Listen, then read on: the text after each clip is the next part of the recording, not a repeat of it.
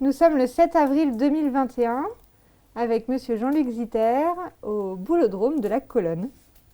Est-ce que vous pouvez me donner vos dates et lieux de naissance, s'il vous plaît? Oui, je suis né le 16 juin 1949 à Hayange, en Moselle. D'accord.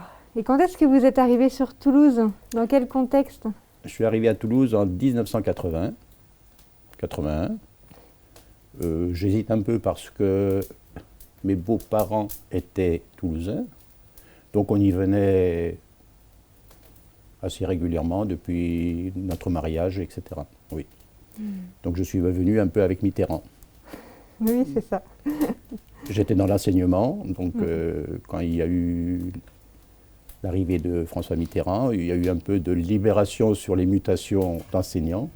Et à ce moment-là, donc j'ai pu obtenir mon installation sur Toulouse. Oui, ce que vous aviez demandé Oui. Voilà, à bouger, donc vous avez pu arriver là. Vous vous êtes installé où alors à Toulouse lorsque vous êtes arrivé? Eh bien, je me suis installé là où j'habite encore maintenant, donc 23 rue Peytre, quartier Marengo, pas loin de la gare, et par hasard. Par hasard, Oui. D'accord. Comment s'est fait cet achat, enfin, comment ça s'est fait quand même Donc je suis d'origine lorraine.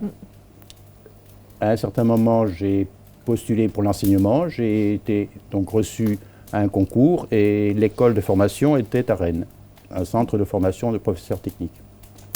Donc nous étions à Rennes où j'ai fait des études d'enseignant et à un certain moment, donc j'ai été muté au Mans et nous habitions Rennes. Et je faisais le déplacement Rennes-Le Mans. De même qu'à chaque fois qu'il y avait des vacances, Noël et autres, je faisais Rennes-Lorraine pour voir ma famille, ou alors Rennes-Toulouse pour voir mon autre belle famille. Et donc, j'ai postulé donc, pour être muté, et j'avais demandé ou la Lorraine ou Toulouse. Et finalement, Toulouse. Mais je précise aussi que, étant à Rennes, venant ici à Toulouse avant qu'on ne déménage, on prospectait, puis on a vu cette petite maison, on s'est dit, tiens, ben, pourquoi pas regarder si elle est à vendre et son prix. Donc elle était d'un prix raisonnable, et tout en habitant Rennes, on l'a achetée de façon à avoir un pied-à-terre sur Toulouse, bien que je sois, disons, jeune enseignant et ma femme, disons, commençant à travailler. D'accord. Donc l'endroit où j'habite actuellement a été choisi sans que je sache où est-ce que je serais et si j'allais venir sur Toulouse finalement. C'est ça. Oui. C'était un petit peu une maison de vacances en fait au début. Tout à fait. Oui, tout Oui, à fait. enfin, Oui, parce qu'il faut bien voir qu'à l'époque, tout était très vieux dans le quartier. Hein. D'accord. C'était une maison, bon, il n'y avait pas de... Il y a les WC étaient dans la cour, par exemple. Et Ouais, puis donc, j'étais pas- très sommaire. Et du coup, cette maison, est-ce qu'elle a quelques spécificités? Qu'est-ce que... Ah ben, c'est une petite maison d'ouvriers de la SNCF, Mhm. oui. Donc, et qui était dans une banlieue à l'époque. Oui. Oui. C'était D'une ban- vraiment... Pardon, c'était vraiment un quartier un peu excentré à l'époque. Ah oui, oui, oui, bien sûr. Bon, il y a le canal, et puis après le canal, c'était un peu la campagne. Ah oui. Oui. Derrière le canal, c'était la campagne. C'était des petites maisons ouvrières. Ensuite, il y avait quand même l'observatoire qui était donc, qui a, disons, fait venir d'autres personnes qui étaient donc au niveau de l'observatoire et des choses comme ceci. Oui. Oui, d'autres types de personnes. Tout à fait. D'accord. Donc finalement, vous vous installez dans cette maison. Oui, Il y avait besoin de travaux dans cette maison, du tout à coup fait. Oui. Ben, c'était une vieille maison, comme je vous dis, avec les WC dans la cour, il n'y avait pas le tout à l'égout. Et donc, on a campé. C'est-à-dire qu'à un moment, disons, j'ai tout cassé. C'est-à-dire qu'entre le sol et le toit, hein. Donc refait les planchers. Et à ce moment-là, on a même déménagé pendant les travaux. Donc on a déménagé 2 fois aux alentours, juste à côté, etc. Pas très loin, le temps que les travaux soient faits. Tout à fait. Donc ça m'a mis un peu plus d'1 an pour faire tous les travaux. Et vous avez fait des choix particuliers pour cette maison au niveau des murs ou c'est une vieille maison. Oui. Et c'est vrai que, personnellement, étant de Lorraine, quand je voyais ces murs de briques ou ces briques et galets, je trouvais ça étonnant et j'ai essayé de les conserver. Donc j'ai conservé un mur donc, de briques et tout un mur en briques et galets, hein, qui était la technique de construction de l'époque. Ils mettaient des planches et ils mettaient des galets dedans, avec un liant. Ils remettaient une couche de briques et ensuite ils remettaient des galets. Et voilà, c'était une façon commode de faire des murs, du volume, avec les galets qu'ils allaient trouver dans la Garonne. C'est ça, pas loin. Et ces murs n'étaient pas visibles lorsque vous avez acheté la maison? Non. Ils étaient recouverts. Et à certains moments, on voyait des traces dans la mesure où le crépi était tombé. Donc c'est en voyant un peu ce qui était derrière que je me suis dit, tiens, il vaut mieux enlever et en faire une décoration. C'est ça. Oui. D'accord. Et comment était ce quartier, donc ce quartier Marengo au début des années 80? C'était un quartier un peu en mutation, dans la mesure où il y avait une école vétérinaire qui existait pas loin. Donc cette école vétérinaire, elle a été détruite vers les années 70. Donc, et durant un certain temps, je pense une vingtaine d'années, tout cet espace d'école vétérinaire, c'était un endroit de parking, voilà. Et il y avait encore, pas loin de ma maison, des bâtiments qui étaient en destruction, hein, puisqu'il s'était construit une ZAC, une zone d'aménagement concerté, ce qui est l'origine de l'association d'ailleurs, hein, qui est née en 1963, je crois, quand il y a eu ce projet de ZAC Marengo. Donc j'ai connu des maisons qui étaient en destruction. Et par exemple, il y avait aussi une place Marengo, avec des commerces, des restaurants, les Trois Petits Cochons par exemple, ou les Tilleuls. Oui, c'est ça, qui était sur cette place. Donc. Tout à fait, tout à fait. Et j'ai connu cette période un peu de no man's land, entre les expropriations, les maisons vides, les maisons encore occupées, les maisons murées, etc. Bon, voilà. Oui, puis ensuite les démolitions. Tout à fait. L'aménagement au fur et à mesure. Oui, puisque bon, lorsque je suis arrivé, comme je vous dis, il y avait une grande surface vide avec plein de voitures, une allée Pompidou qui n'était pas encore construite, donc les vieux bâtiments étaient abattus et on a fait des collectifs et des choses. Donc effectivement, c'est un quartier, disons, en mutation et qui continue à être en mutation avec les projets donc, autour de la gare. Oui, là c'est sûr que ça va aussi. Et du coup, donc il y avait cette place donc, qui était en fait un parking, ces différents commerces. Et donc les allées n'étaient pas encore tout à fait percées et au fur et à mesure, il y a eu des petits immeubles de construits, de petits ou des grands, sur l'avenue Pompidou?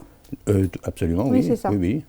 Que ce soit d'un côté ou de l'autre, ce sont des bâtiments qui se sont construits entre 1990 par là, oui, 2000.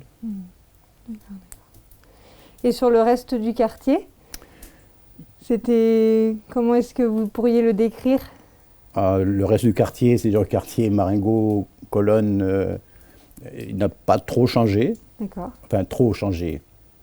Bon, c'était quand même un quartier qui a vécu avec l'école vétérinaire. Donc il y avait une rue, par exemple la rue 10 avril, où il y avait beaucoup de commerces, de boucheries, etc. Et qui, au fil du temps, ont disparu, dans la mesure où la vie s'est urbanisée. Donc ces petits commerces ont disparu.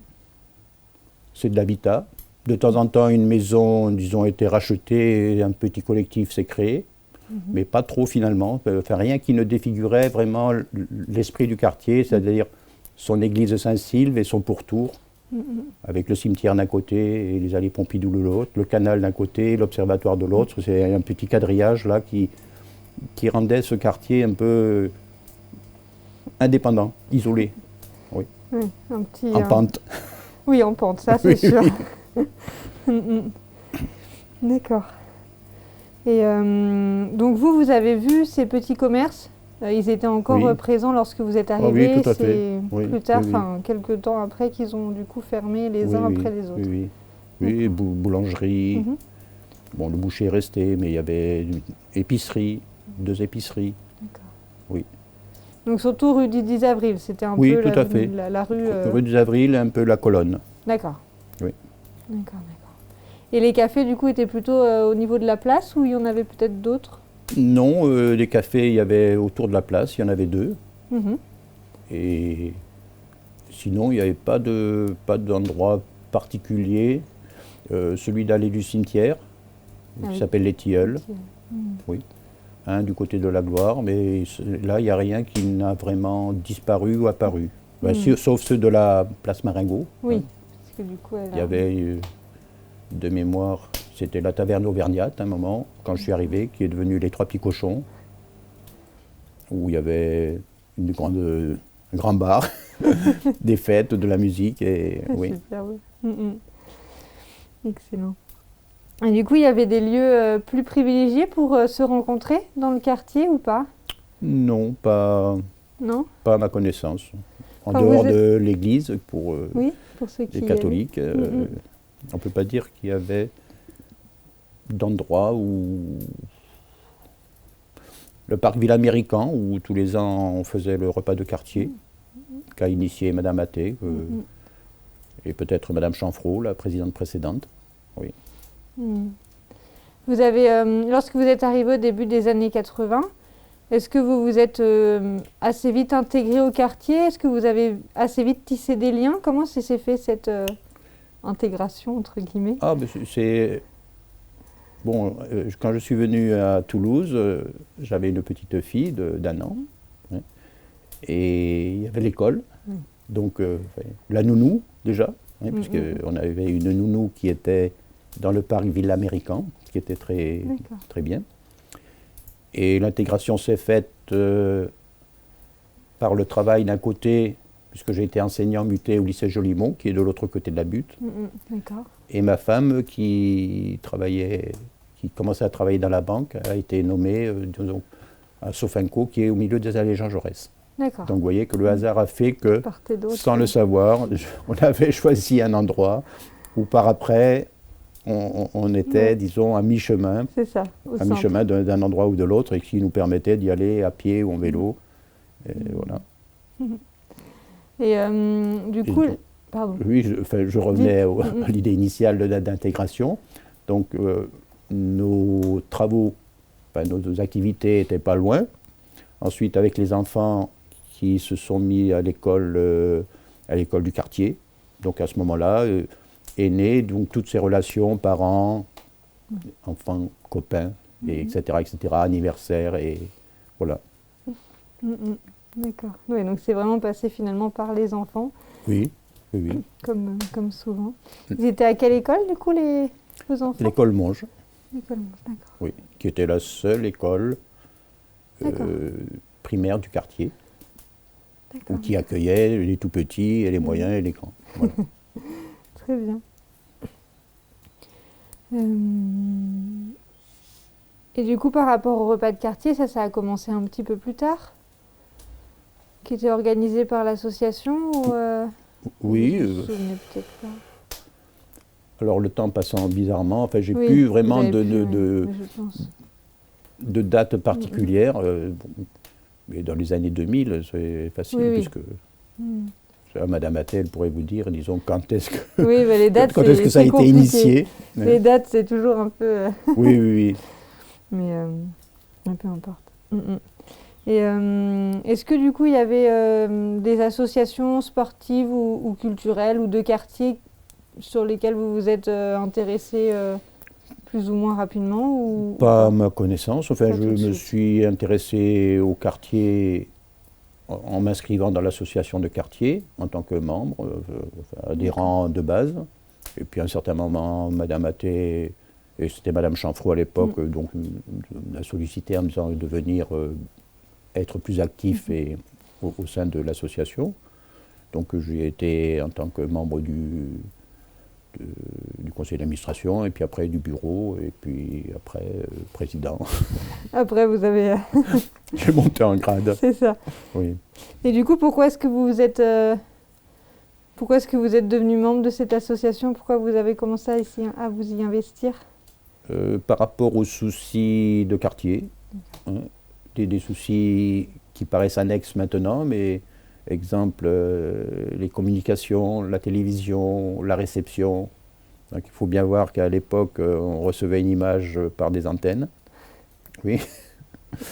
Et que tel que nous étions placés, et là où étaient les relais, Pic du Midi ou Pêche-Beaunieu, on était un peu dans un creux, il y avait des bâtiments, des grands bâtiments qui occultaient, donc c'était du noir et blanc, un peu double, je veux dire. Donc il y a eu des revendications, on a milité pour avoir une réception correcte, hein, parce que pour avoir une réception, il fallait mettre des mâts de 4 mètres de hauteur, enfin peut-être qu'il en reste encore dans le quartier, hein, il faudra regarder, mais ça c'est des choses des évolutions entre les mâts d'antenne, ensuite les paraboles, et maintenant plus rien. Je veux dire, il y a des évolutions dans ces domaines qui sont plus perceptibles par ma génération que par les jeunes générations, pour qui c'est pas un souci d'une antenne, et que c'est pour quoi ça sert, une parabole, pourquoi ça sert. Alors qu'il suffit de mettre une prise et j'ai tout ce que je veux. Ou même sans prise, avec un téléphone. Voilà. Ouais, donc du coup, il y avait vraiment... Voilà, donc il y a eu une action de l'association, il y a eu des pancartes, il y a eu des draps mis dans la rue, enfin il y a eu un combat assez important pour qu'effectivement toute personne de ce quartier puisse recevoir une image décente. Voilà. D'accord, et du coup il y avait des liens avec la municipalité dans ce cadre? Les liens avec la municipalité ont commencé à exister vraiment, enfin en ce qui me concerne, vers les années 2000. Oui. Oui. Oui, il a commencé à y avoir des lois qui obligeaient un peu à faire de la concertation, etc. etc. Oui, oui. Voynet peut-être a fait beaucoup là-dessus. Oui. D'accord. Donc pour structurer une démocratie locale. C'est ça. 2003. Du coup, l'association n'avait pas attendu ça pour commencer à se faire entendre. Absolument. Oui. Et grâce de mémoire à Madame Chanfraud, qui était très dynamique et qui avait un grand sens du partage. Ouais, qui œuvrait pour le quartier. Oui, tout à fait. Tout à fait. Donc, il y a eu donc ça a pu se régler assez rapidement, ces problèmes de communication? Au bout de 3-4 mois, oui.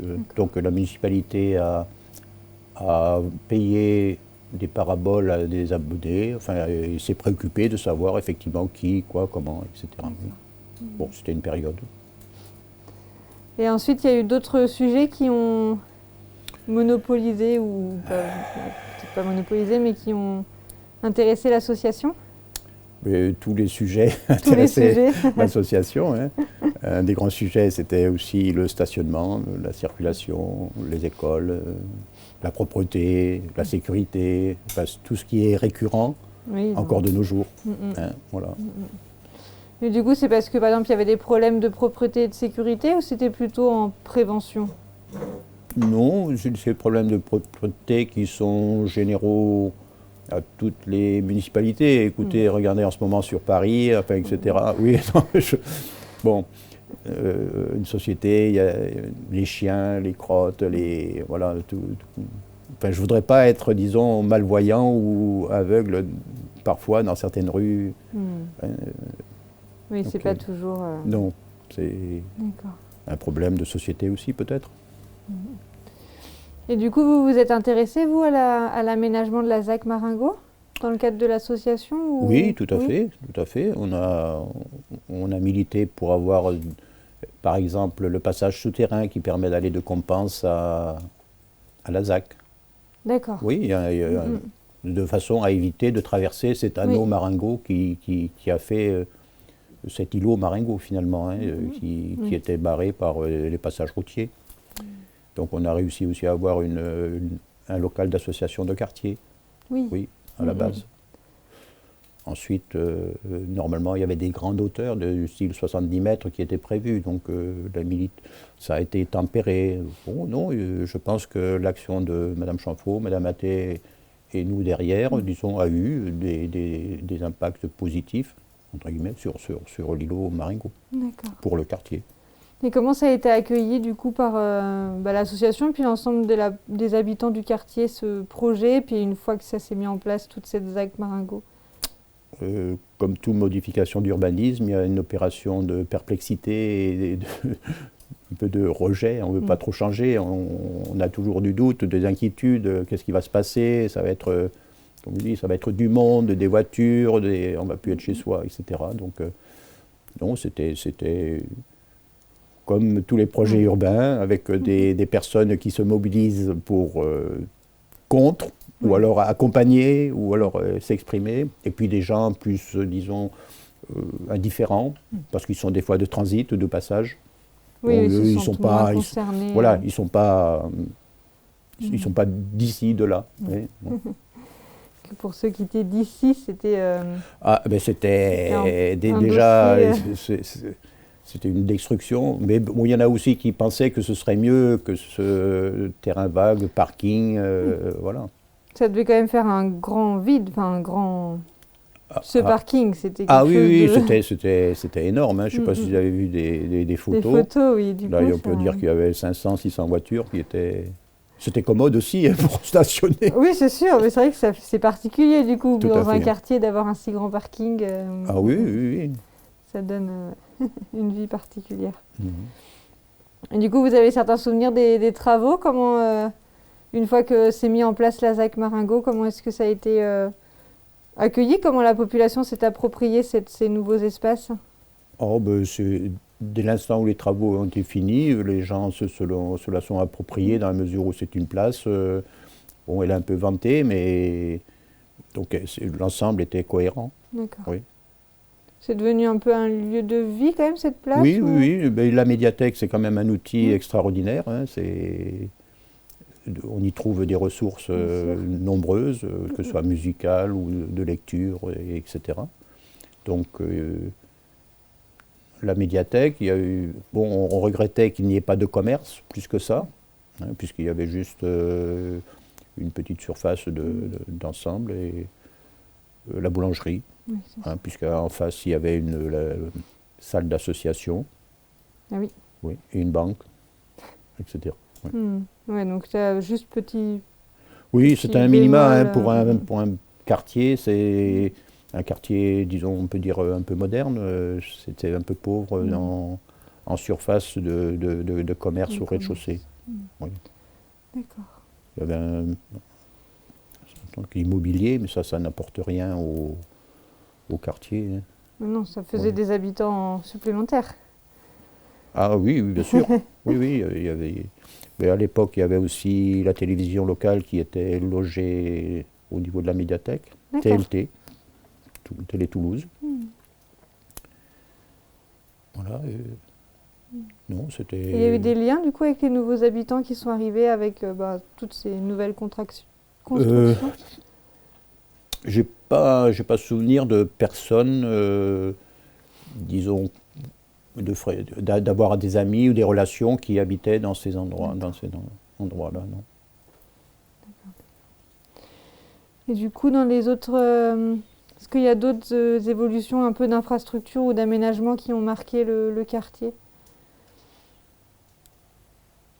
Non, je ne vois pas, à part cette ZAC Marengo et ce nouveau projet urbain, de façon interne au quartier, à part les surélévations, ce problème un peu d'augmentation de surface habitable, de remplacement d'un garage pour faire un studio, etc. C'est un problème de densification interne, oui, qui est pas perceptible vraiment, hein, parce que quand vous avez une petite surélévation, bon, ça ne change pas de façon importante la vie. Hein, c'est une petite modification qui passe inaperçue quelque part, mais qui, en s'additionnant, modifie la densité, etc. etc. Oui. Mais des petites cours peut-être qui ont été aussi transformées en des petites maisons. Absolument, oui. C'est oui. ça, ouais. Beaucoup de chartreuses, puisqu'à une certaine époque, Toulouse était constituée d'un petit bâtiment en façade, d'une cour et d'un bâtiment à l'arrière. Et souvent, ces chartreuses ont été aménagées en habitat. Oui, c'est Oui, ça. tout à fait. D'accord. Et l'arrivée du métro, est-ce que ça a été quelque chose d'important pour le quartier ou pas? Moi, je n'en ai pas été marqué plus que D'accord. ça. C'était une période de chantier un peu, mais bon, ça a facilité les déplacements, oui, Bien c'est sûr. sûr. Et ça a évité beaucoup de déplacements en voiture aussi, hein. Et Sachant donc- que la voiture est un gros problème urbain à l'heure actuelle. Ouais, donc ça a permis quand même d'avoir un petit peu moins de voitures, enfin peut-être pas dès les débuts, mais Oui. Le problème de la voiture, c'est un problème compliqué, hein. oui, c'est très C'est-à-dire compliqué. que, Oui. surtout dans l'urbain, le périurbain, c'est-à-dire que deux choses l'une, où vous avez une possibilité de l'arrêter, auquel cas vous pouvez en avoir une, et si vous ne pouvez pas la stationner, vous dites je vais plus loin. Donc il y a des transferts de population en périurbain qui sont, enfin à mon sens, liés à des petites choses comme ça. Une famille, un couple, il leur faut une voiture, ah là là c'est compliqué ici, tous les jours, donc je vais plus loin. Et quelque part, on a une sociodémographie spécifique à ces quartiers périphériques très proches du centre-ville. Donc, oui. Et par rapport au stationnement au sein du quartier Marengo, du coup, il y a eu ce grand parking qui a disparu. Oui, oui. Et donc, est-ce qu'il y a eu des évolutions? Est-ce qu'il y a eu des problèmes même pour les résidents pour pouvoir se stationner? Oui. Oui, Oui, oui. on a eu aussi. Ça a été l'objet de nombreuses relations avec les municipalités pour ce problème de proximité de gare, de voitures ventouses, voilà, c'est-à-dire que il y a les résidents, les non-résidents, ceux qui viennent, qui déposent leur voiture le matin pour la semaine parce qu'ils ont le train, ils vont à Paris et ils restent 3 jours. Enfin. Donc il y avait un conflit entre l'occupation des places libres et gratuites, Oui, donc qui était de plus en plus rare. Donc c'est vrai que ça crée un sentiment de difficulté à vivre chez soi, entre guillemets, voilà.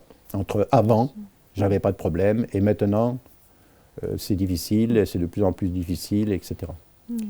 Donc ce problème s'est résolu avec le stationnement résident, donc, qui permettait à des résidents de payer un badge, comme un qui abonnement. permet de...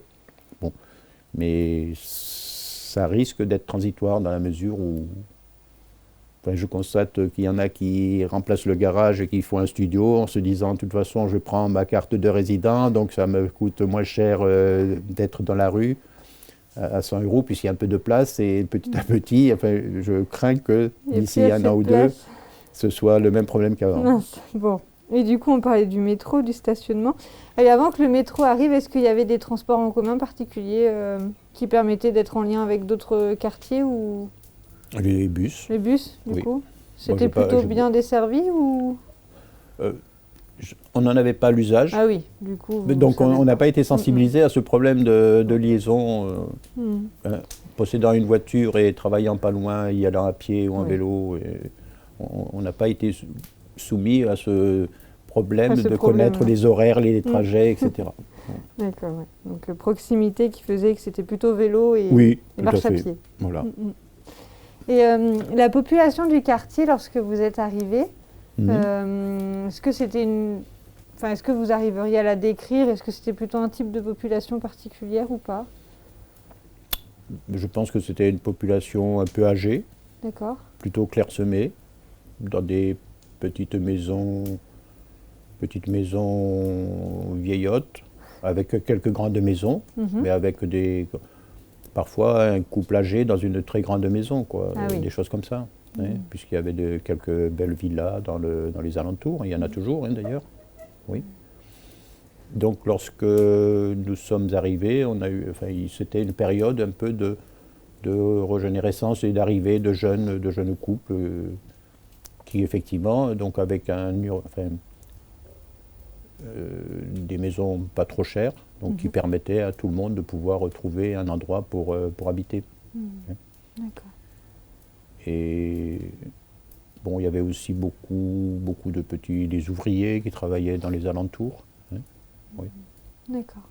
Ouais, donc il y a eu un peu une évolution en fait au moment où vous êtes arrivé, des familles qui sont arrivées. Oui, tout à fait, puisque petit peu, là, quand je regarde un peu nos relations, on est plein de familles comme de mon âge maintenant, et qui avons vécu toute cette période entre l'école et maintenant.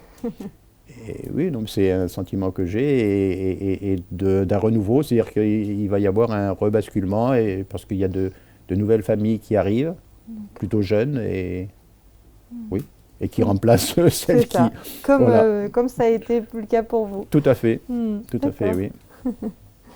Et du coup, il y avait des liens entre les nouveaux habitants et les anciens, si je puis dire, ou... Ah oui, Oui, quand même. oui, parce que c'était une atmosphère tranquille, Mhm. oui. Comme là, il y a M. Giscard dans les alentours, il y a M. Gaspard aussi, qui était un historien, qui a laissé son nom à un parc. Donc il y avait des personnes simples, de contact facile, et qui n'étaient pas en opposition avec des arrivés, et qui voyaient de la jeunesse, des enfants qui roulaient, etc. Non, Oui, ça leur faisait c'était du bien. oui, dans un quartier qui semblait un peu protégé, tranquille, enfin, bon, avec, comme je dis, une église, un village, voilà. Pour moi, c'était une impression de village, avec des gens qui se disent bonjour, qui se connaissent, et voilà. Ouais, vraiment comme un petit îlot ou un petit... Oui, quelque chose un peu d'entre-soi tout à fait. qui était possible. Oui, avec les écoles et les échanges, voilà, le petit repas de quartier dans le parc Villa Américain que vous avez vu, donc qui est finalement un petit cœur de quartier aussi, où les enfants peuvent courir en liberté, et voilà, donc ils sont oxygénés. Il était important ce repas de quartier pour la vie du quartier justement? Je pense, oui. Il y avait du monde qui venait. C'était entre 100 150 personnes, oui. D'accord. Oui. Ben, c'était un style ouvert, et vous voyez, avec une grande table centrale. L'objectif n'était pas de venir pique-niquer, c'était de venir échanger. Chacun amenait une recette à elle, etc., la déposait, et puis l'objectif c'était un peu de goûter les recettes des autres et de partager. De découvrir. Voilà, tout à fait. D'accord, c'est bien. Puis de retrouver aussi d'une année sur l'autre. Oui, Voilà, absolument. des Oui, ben on connaissances, retrouvait aussi etc. les autres parents des enfants. Oui, bien sûr, des liens avec qui. Oui. Les Bien sûr, grands-parents bien sûr. d'un tel, etc. Oui, il y avait... C'était tranquille. Et les liens avec le voisinage étaient faciles ou pas? Est-ce qu'il y avait des bons liens de voisinage de votre côté? Je n'ai pas souvenir de conflits entre voisinage, non. Non. On se connaissait entre voisins? Oui, encore maintenant. Toujours le cas. Dans la rue, on se connaît un peu tous. Oui, pendant le confinement, on a fait un peu des repas de rue. Ah, c'était nouveau ça, après le repas de quartier, les repas de rue.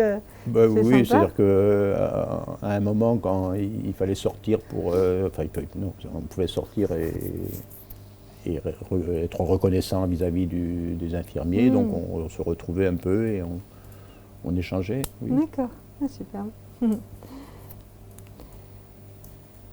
D'accord. Et est-ce qu'il y avait des lieux privilégiés de rencontre ou de convivialité, en plus du coup de ce repas de quartier? Pas jusqu'à ces dernières années. D'accord. Il n'y avait pas des cafés particuliers Il y avait ces fameux cafés Oui. qui ont existé, les Trois Petits Cochons, par exemple, qui était un lieu. Les Tilleuls, qui est aussi un endroit extérieur, avec une belle terrasse très, très sympathique, oui, voilà. D'accord. Mais on ne peut pas dire qu'il y avait comme un marché. Ah oui. On a milité pour avoir un marché de plein vent sur la place, sur l'Anneau Marengo, là. Mais il n'y avait pas ce marché, par exemple, qui permettait de se retrouver ou de autre. marché qui va se faire. Oui, j'ai vu, oui. Comme quoi. Il faut attendre un petit peu. Il faut attendre un peu et à un moment donné, ça arrive. Il faut être tenace. J'imagine que Madame Atté doit être satisfaite de le voir elle concrétisé. J'imagine, contente, oui, parce qu'on avait fait des sondages et des choses comme ceci, oui, des enquêtes pour installer. Enfin, il y a une mobilisation assez importante et puis une répétition régulière alors. Et puis c'est au moment où effectivement on commençait à se dire c'est plus la peine que l'idée elle émerge et voilà. Et, ça va être très bien. Est-ce qu'il y avait d'autres événements qui avaient lieu dans le quartier qui ont un peu marqué la vie du quartier? Il y a eu quelques événements qui ont été initiés déjà par des gens du quartier. Exemple, vers les années 2004, on avait essayé de constituer les foulées de la médiathèque, c'est-à-dire faire une course autour du quartier. Donc ça, on a fait 2 ans. Puis après, il y a eu quelques problèmes, c'est toujours pareil. Hein, c'était une initiative de bénévolat, d'une volonté. Quand vous avez l'envie, le goût, ça marche. Et puis après, quand il y a des difficultés qui s'additionnent, enfin, le problème des estrades, des tables, des chaises, du balisage, donc après, ça n'a pas été trop suivi. Si ce n'est pas soutenu, hein, ça n'a pas été trop soutenu par la municipalité. Donc ça, on a arrêté. Ensuite, il y a eu le festival d'en haut. Donc pendant quelques années, encore une fois, sur l'initiative de personnes qui ont envie de créer des événements. Donc il s'est créé un petit festival au niveau de l'Observatoire, du parc de l'Observatoire et sur le parc Félix Tisserand, le parc de la Colonne devant. Donc là c'est pareil, au bout de 4-5 ans, donc il y a eu le vol des chaises et des tables. Donc vous voyez, ça c'est des soucis qui, quand vous prenez en charge plein de choses et qu'il n'y a pas, parce que c'est pas fait pour faire des bénéfices, donc ça a disparu. Hein. Mais bon, ça a fonctionné quelques années. Voilà, tout à fait. Sinon après, donc en 2013, donc, j'ai rencontré par exemple le président d'ici, de cet endroit. Du Boulodrome. Le Boulodrome, oui, qui m'a invité à venir un peu plus souvent et puis à faire bénéficier le quartier. Hein, donc c'était M. Terrazzoni, Serge Terrazzoni, qui était très ouvert et qui était accueillant. Oui. Donc à ce moment-là, donc, en 2014, nous avons organisé un bicentenaire ici. On a invité M. Escalette, par exemple, qui était un historien local, très féru de Napoléon. Donc il est venu avec son uniforme, avec 2-3 personnes équipées comme à l'époque. Hein, et on a fait donc un exposé, voilà, avec une soupe. Ah. C'était la soupe du troupier. Ah ben voilà. Voilà, donc pour passer la soirée, et voilà. Donc c'était sympa. C'est le bicentenaire du coup de la bataille du 10 avril. Voilà, c'est ça. 1814. Il y a eu d'autres... Enfin là, du coup, c'était vraiment le bicentenaire en 2014. Est-ce qu'avant des années précédentes ou après, il y avait de temps en temps des petites manifestations non, en dehors des écoles avec le petit carnaval ou des choses comme ceci, mais c'était plus particulier à l'école et autres. Il n'y avait pas, disons, de manifestations de quartier organisées, en dehors de ce que je vous ai dit, la foulée de la médiathèque ou le festival d'en haut. Voilà. Oui, mais du coup là, par rapport aux reconstitutions historiques ou même aux commémorations de la bataille du 10 avril, il y a eu ce bicentenaire, mais il n'y en a pas eu les années précédentes. Non. Par après, non, on ne l'a pas refait. Il y avait toujours la commémoration au niveau de la colonne, où il y avait une petite manifestation, un coup de canon tiré, et les institutionnels qui se réunissaient. C'était organisé par la municipalité, du coup. Oui, tout à fait, qui était plus municipal. Oui, officiel. Okay, voilà, tout à fait. Mais sinon, là, on ne l'a pas refait. On compte bien, disons, si tout se passe bien, refaire un exposé ou quelque chose, hein, mais donc ce sera un projet. Et tout dépend comment va devenir ce site dans les prochains temps. Oui, vous verrez, oui. Et du coup, ce bicentenaire en 2014, il a eu lieu là sur le Boulodrome? Oui. Oui, c'est ça? Oui, on l'a fait ici, là. D'accord, donc il y a eu un repas. Oui. Ici, on avait donc la grosse marmite et les légumes, et voilà, on a fait Donc une belle soupe. Et pour les desserts, les personnes qui sont venues, on avait contacté, amené quelque chose. Il y avait des petits choux à la crème, chacun y a amené quelque chose, qui à l'époque de Napoléon, ce n'aurait sûrement pas existé. Pas grave. Non, c'est pas grave. Mais ça nous convenait. Non, c'était... Et ça a attiré du monde? On était une soixantaine, oui. Un peu tout. Ça s'est passé dans la journée, entre la journée et le soir. Donc, dans la journée, on circulait plein de gens, puisque M. Prisque, par exemple, a exposé ses armes. J'avais donc installé aussi une rétrospective historique de l'urbanisme local de ce quartier, puisque entre 1600 et quelques, 1700, 1800, 1900, l'évolution entre rien et un peu plus, etc. Bien sûr. Donc voilà. Et le soir, il y avait M. Escalette qui a fait son exposé sur la bataille du 10 avril, Soult, Wellington, les redoutes, etc., etc. Oui, vraiment, là, du coup, pour expliquer. Et ça a attiré un peu toute génération, cet événement? Ah oui, puisque bon, comme d'habitude, les parents, les enfants, les amis, enfin, je veux dire, c'est les anciens. Bah oui, du coup. Et les liens avec les anciens, ils se faisaient peut-être aussi au sein de l'association de quartier? Je ne sais pas s'il y avait pas mal d'anciens ou pas dans cette association. Oui, si. Anciens. Madame Mathé, vous voyez, donc, moi, on n'était pas encore anciens à l'époque. Oui, voilà. Mais du coup, non, il y avait Madame Chamfrot qui avait peut-être 5-6 ans de plus, mais on n'était pas, disons, des vétérans encore. Non, mais justement, peut-être des personnes qui étaient là depuis plus longtemps que vous. Ah, je ne sais pas. Non, pas plus que ça. Non. Et du coup, ce lien avec le Boulodrome, là, vous me disiez en 2013, avec, du coup, j'ai oublié son nom. Monsieur Terrazzoni, Serge. Qu'est-ce que vous avez voulu mettre en place un peu ensemble ou en lien avec l'association? On y a fait les repas de quartier aussi. Ce repas de quartier se faisait ville américain.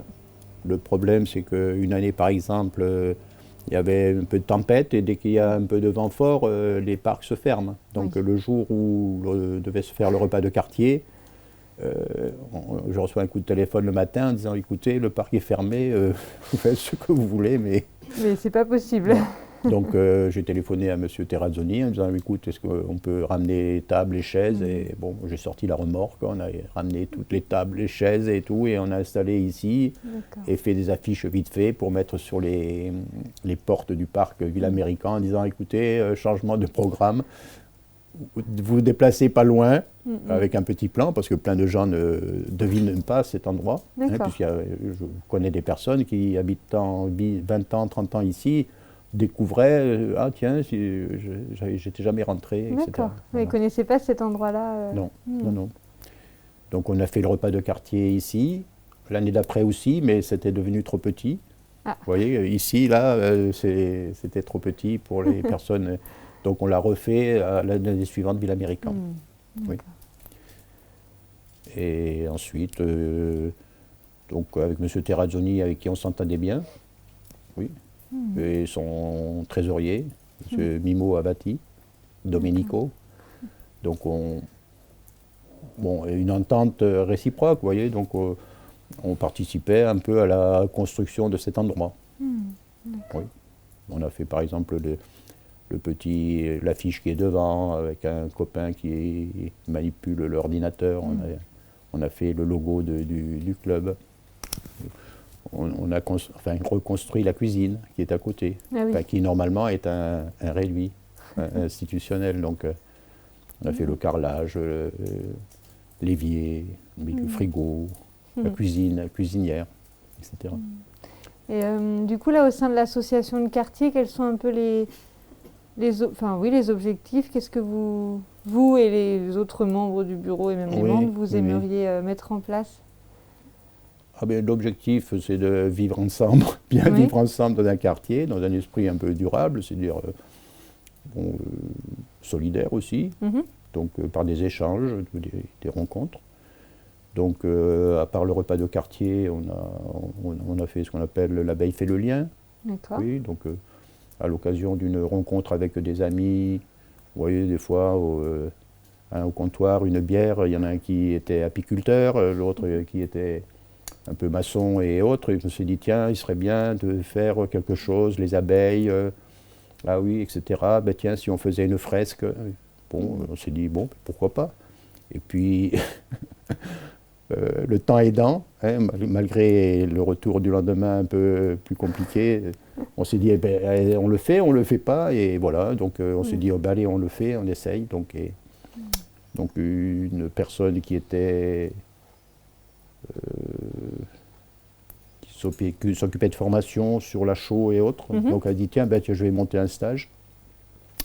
Donc encore une fois, avec M. Terrazzoni et son accueil, on a dit, ben, on va le faire ici. Donc ici, elle a fait un stage avec des personnes sur l'idée de la fresque, donc faire une maquette, etc. Donc décider qu'est-ce qu'on fait, les abeilles, le thème, sur quelle est la surface, donc on pourra le voir tout à l'heure. Oui, on va le voir. Donc, et après, c'était les autorisations, les institutionnels, est-ce qu'on peut le faire, pas le faire, etc. Donc, il y a eu des contacts, on est avancé, la maquette est en faite, on a invité donc les délégués, parce que c'est compliqué de faire quelque chose. Il ne faut pas juste avoir l'idée. Donc, après, c'est un club de boules, donc il y a le délégué au sport, ensuite c'est le mur du cimetière, donc il y a les délégués au cimetière. Ensuite, c'était les abeilles, donc il y avait les délégués aux animaux en ville. Ensuite, c'était une fresque, donc il y avait le délégué des arts plastiques et enfin, je ne sais pas si vous voyez. Il y a donc, plein d'acteurs. Donc on a eu une autorisation ou deux, plus ou moins verbale, parce que récemment, j'ai appris que ça avait coincé un peu, que c'était un peu illégal. Mais c'est-à-dire qu'on n'avait pas tous les tampons, peut-être. Vous voyez, parce qu'à un moment, les délégués, par exemple, au sport, a été la maire de quartier, ont été invités ici, ils nous ont dit, on a exposé le projet et tout, ils nous ont dit, ah bah oui, pas de souci. Donc nous, on considérait ça comme un accord. Mais, comme je vous dis, j'ai appris par après qu'ils ont réfléchi à savoir s'ils allaient nous la faire enlever ou pas. Un peu contrarié, vexé, enfin je sais pas. Mais ça, c'est les arrière-cuisines, disons, qui sont un peu... Enfin, dont on n'a pas forcément connaissance. Hein. Mais c'est toujours un problème, l'organisation, les délégations, il y a des dimensions de temps qui ne sont pas les mêmes. C'est-à-dire que souvent, quand vous avez un projet, vous voulez avancer, hein, on a la dynamique, donc on va aller vite, et les institutionnels, souvent, eux, ils traitent ça au hasard d'une réunion, de ci, de ça, et donc les temps ne sont pas les mêmes. Oui, ils ne sont pas les mêmes, les attentes ne sont pas les mêmes. Et du coup, en plus de cette fresque, est-ce qu'il y a eu d'autres petites choses, d'autres idées C'était pas que la fresque. Pas que la fresque, pardon. Puisqu'il y avait aussi une association Maison Giscard qui se préoccupait donc du statuaire, de l'argile. Donc il y avait un atelier de médaillons en terre cuite. Donc il y avait la fresque, il y avait les abeilles, puisque ce thème c'était les abeilles. Donc avec M. Terrazzoni, on avait fait installer 3 ruches. Encore une fois, normalement, légalement, mais peut-être pas forcément. Ouais, c'est tout le problème. On va revoir tout ça. Vous allez comprendre qu'il y a plein de choses qui se sont faites, disons, de façon naturelle et spontanée, mais sans forcément tous les tampons associés, comme les jardins aussi, ou les petites cabanes contre le mur, les chats, tout ça. C'est des émergences qui se sont faites naturellement. C'est la vie un peu quotidienne où du coup on ne pense pas. Voilà.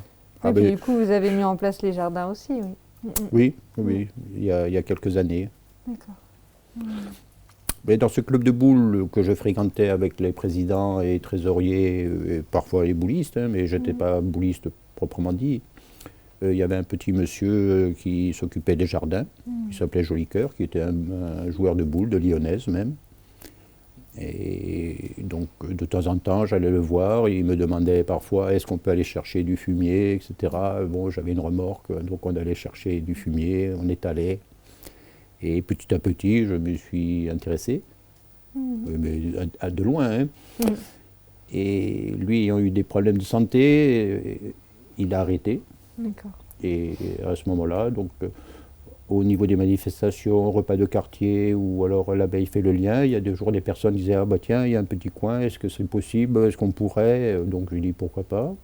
Et c'est monté, enfin j'ai pris des noms, et bon, venez, etc. Donc ils se sont abonnés.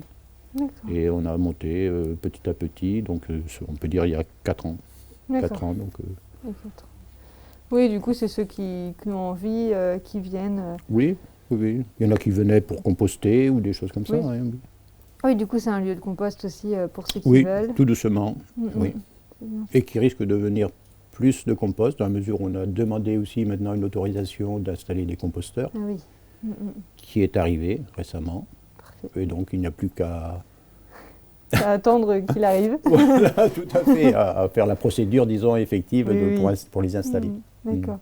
Et du coup, ceux qui viennent là, par exemple, pour les jardins, c'est vraiment des membres de l'association ou ça peut être d'autres personnes habitant le Ça peut quartier être d'autres personnes, oui. D'accord. Puisque tel que c'est fonctionne actuellement, il y a des gens de l'association qui sont dedans, mais il y a des gens qui... Donc le principe, c'est de s'abonner au club de boules, jusqu'à ce jour, Ah hein, oui. parce que ça peut changer. Oui, oui, c'est ça. Oui. Oui, parce que du coup, c'est quand même sur le terrain des Du boules. boulodrome. C'est Ouais. ça. D'accord. Et tout à l'heure, on parlait, vous avez évoqué l'atelier Giscard. Oui. Du coup, il y avait des lieux de travail dans ce quartier. Parce que du coup, à l'atelier Giscard, je pense qu'il employait des Ah oui, historiquement, personnes. il a employé beaucoup de monde, hein, puisque ça pouvait être 30, 40 personnes, mais disons, lorsque je suis arrivé, c'était terminé. C'était La terminé. manufacture, disons, ne produisait plus. D'accord. Non. Il y avait encore, je crois que c'est la 3e génération des Giscard, Joseph Giscard, qui habitait, qui était un personnage local. Oui. Mais donc, en dehors des journées du patrimoine où on pouvait visiter son atelier et autres, disons, donc il n'y avait plus d'activité de statuaire ou de terre cuite localement. Mais ça avait été D'ailleurs, important, mais plus en amont. oui, Enfin, oui, temps. historiquement, oui. D'accord. Oh, c'est une manufacture qui a eu son apogée, on va dire, autour de 1900, jusqu'à 1910-1920. C'était surtout des ornements religieux et des choses comme ceci. Hein. Ils travaillaient beaucoup aussi avec l'Afrique et quand tout ceci a un peu s'est atténué, hein, Il y a eu moins besoin de... donc il y a eu moins de demandes, donc ça tout doucement, ça a disparu. D'accord. Et est-ce que du coup il y avait d'autres lieux de travail, enfin, est-ce qu'il était possible de travailler dans ce quartier? Je ne vois pas des choses qui se sont créées pour générer des activités de travail. Hein. Il y a plus des ateliers qui ont disparu. À ma connaissance, 10 avril, il y avait un atelier de photographie, par exemple, type Kodak et autres, qui employaient un peu. Mais, donc ça a plutôt disparu pour faire de l'habitat. Mais des gens qui ont travaillé ailleurs, sur l'extérieur. D'accord. Hein. Donc plutôt un quartier résidentiel. Résidentiel, bien que si on regarde la sociodémographie du quartier, il y a beaucoup de personnes seules. D'accord. Oui. Non, c'est particulier. Hein. Oui. Non, puisqu'il y a des familles en parallèle, il y a beaucoup de petits studios, des petites surfaces ou étudiants ou célibataires, etc. D'accord. Non, il y a une sociodémographie particulière autour de la gare. Hein. Oui, sociodémographie dont on a pris connaissance un peu avec le projet TESO, là, qui a fait une étude dans l'ensemble, et c'est vrai qu'on découvre des choses un peu qui n'apparaissent pas de prime abord. Oui, on ne le voit pas systématiquement, non, bien sûr. Et parfois aussi le problème des voitures et des choses comme ceci. Oui, non, mais moi j'ai croisé des jeunes couples qui ont quitté le quartier, parce que ça devenait compliqué. Donc ils préféraient être 200 mètres plus en arrière, avec la commodité, je circule, je mets les enfants, je charge, je décharge, et voilà, point. Et donc on revient à ce que je disais tantôt, il y a des petites choses comme ça qui font que la sociodémographie se spécialise. Oui. D'accord. Non, c'est sûr. Et il y a un type d'habitat plus particulier dans ce quartier? Qu'est-ce qui en fait un peu la caractéristique? C'est très divers. C'est très divers. Très divers, oui.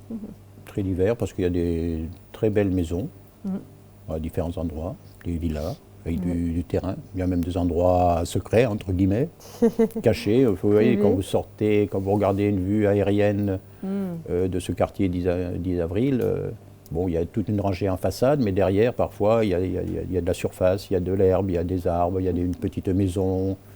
Oui. Non, il y a beaucoup de piscines dans le quartier. Hein. Ah, Oui, oui. très intéressant. Ah oui, oui.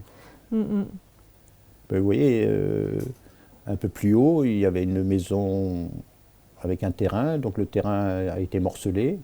Il vient de se construire une maison qu'on pourra voir, très haute, assez haute, mais qui reste une maison individuelle. Hein, c'est-à-dire que ce n'est pas un collectif. Oui, c'est pas un collectif. Ben, on vient de voir qu'il y avait une petite piscine qui avait été mise devant. Et, oui, ils ont raison. Oui.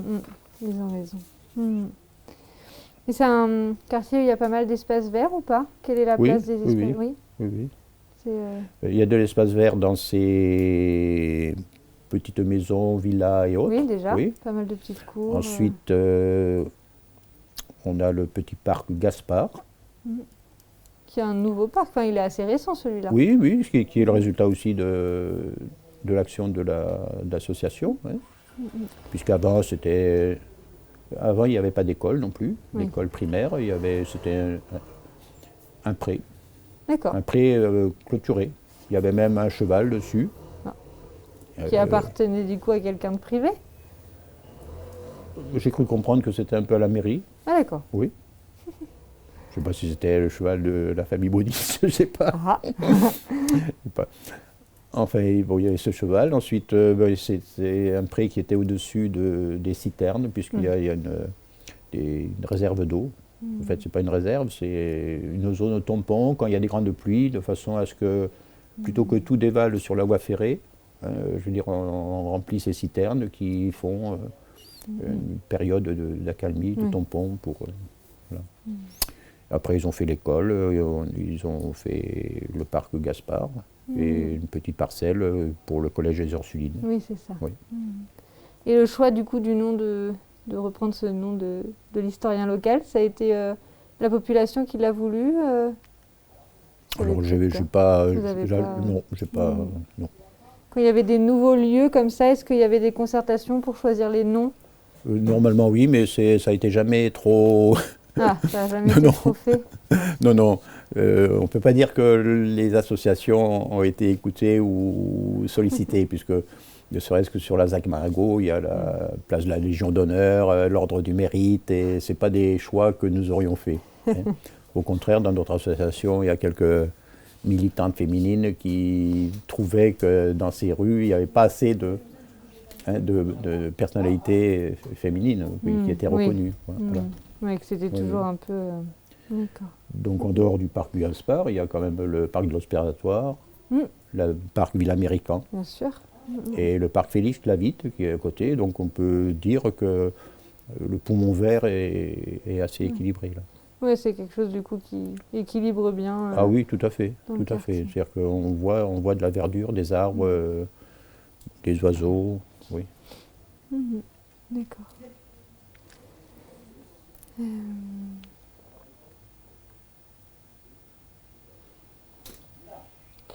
Est-ce qu'il y a eu du coup une évolution?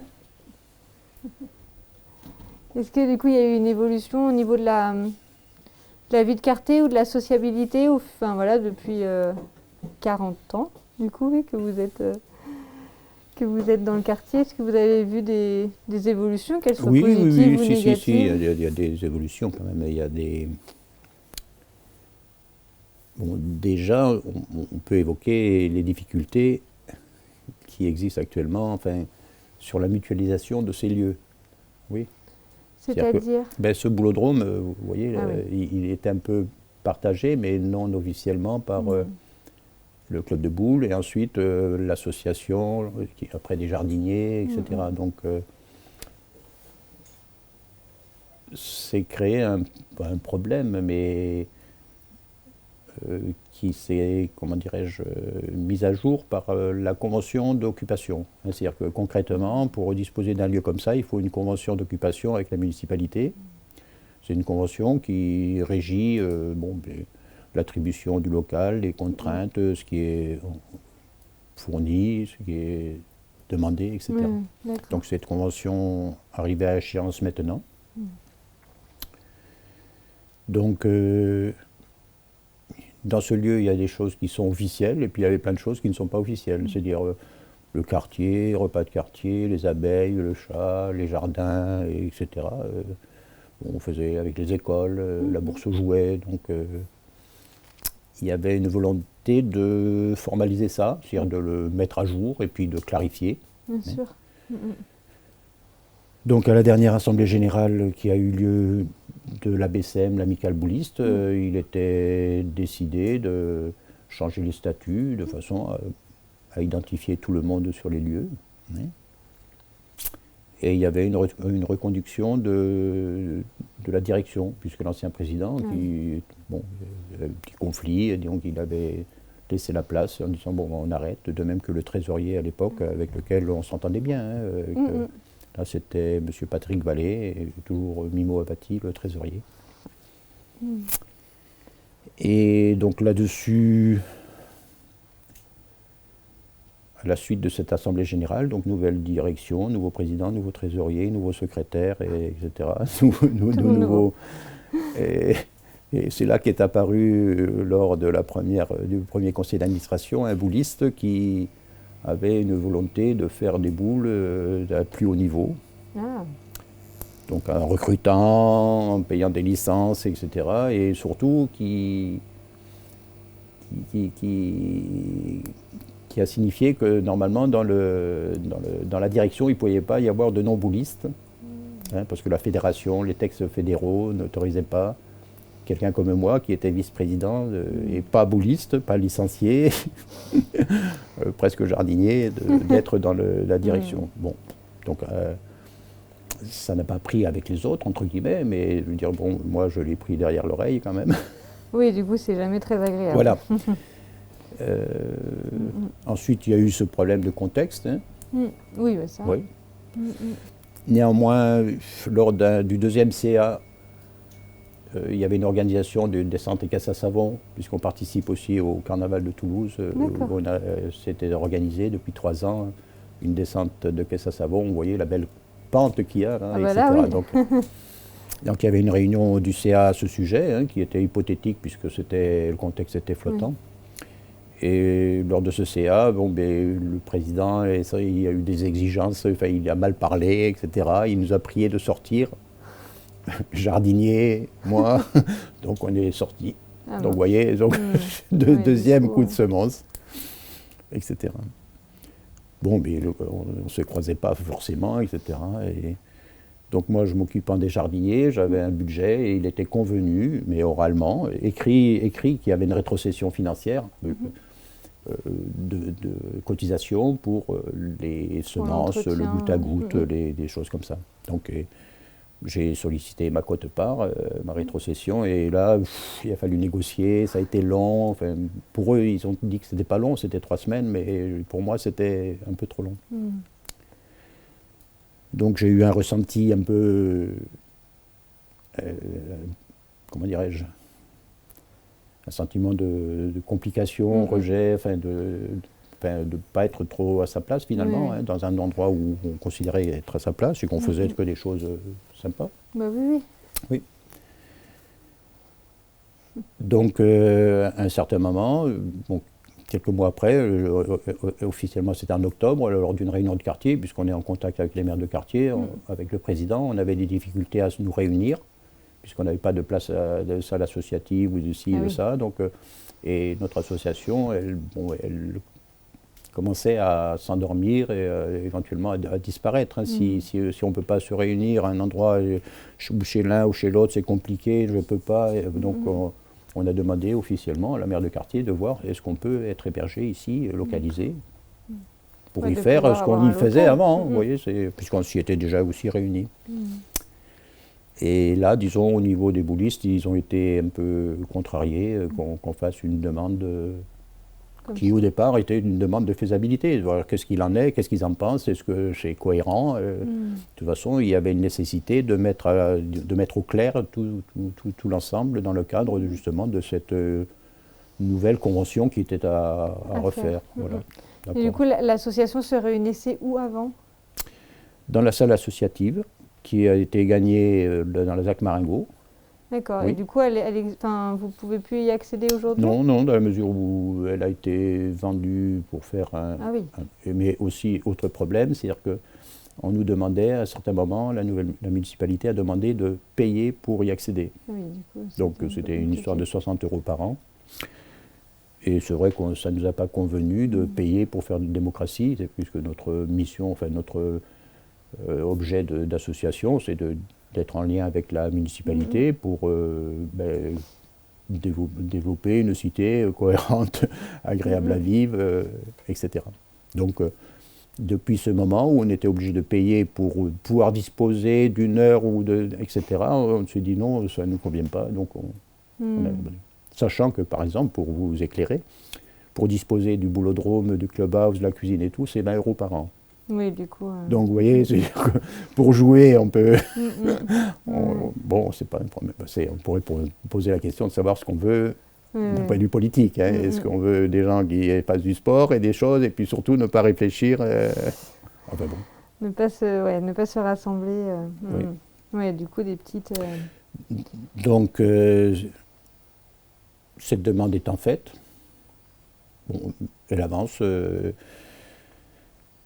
D'un point de vue club de boules, il n'y a pas eu de CA spécifique ou de demande, enfin, normalement il y aurait eu une modification des statuts hein, qui aurait éclairé ou résolu dans la discussion le problème, et bon, et ça n'a pas été fait, donc c'est devenu un peu conflictuel, quoi. Conflictuel voulant dire le bureau, enfin le bureau entre guillemets, le président, le secrétaire ont vu la mairie en parallèle, donc il y a eu un peu un court-circuitage du conseil d'administration, c'est-à-dire, vous voyez, une direction qui n'a pu demander au CA qu'est-ce qu'on fait, etc., ou même au vice-président, hein, puisque j'étais plus au courant de rien. Donc là, nous sommes en conciliation, on a une réunion. Là, nous sommes en bataille du 10 avril. Ah, c'est ça. Oui. Parce que concrètement, on a une réunion au sommet, au Capitole, vendredi 9, entre notre association, le président du club de boules, sachant que la municipalité a le souhait de mutualiser. Enfin, je veux dire, quand elle voit ce qui est fait, elle se dit. Bon, il n'y a rien, il n'y a que de bonnes choses, quoi. Je veux dire, les liens avec les écoles, une bourse jouet. Vous évoquiez tout à l'heure des émergences de manifestations ou d'associations. Donc là, on est en contact avec 2 associations. D'accord. L'une qui s'appelle Toulouse en transition. D'accord. Qui a une volonté de faire, de créer, enfin, de se préparer à une transition qui semble nécessaire dans le monde moderne. Hein, et puis qui milite pour une nature en ville, donc qui va organiser le 24-25 avril, c'est de l'agriculture urbaine, oui. Par exemple. Donc là, vous êtes un exemple. Oui, enfin, je veux dire, vous voyez, ce pas des choses. Donc cette association, elle a distribué des graines au marché Saint-Aubin, elle a rencontré une 60aine de personnes, et normalement, le 25-26, ces personnes ayant fait pousser ces graines chez eux, sont invités à venir les planter dans le quartier.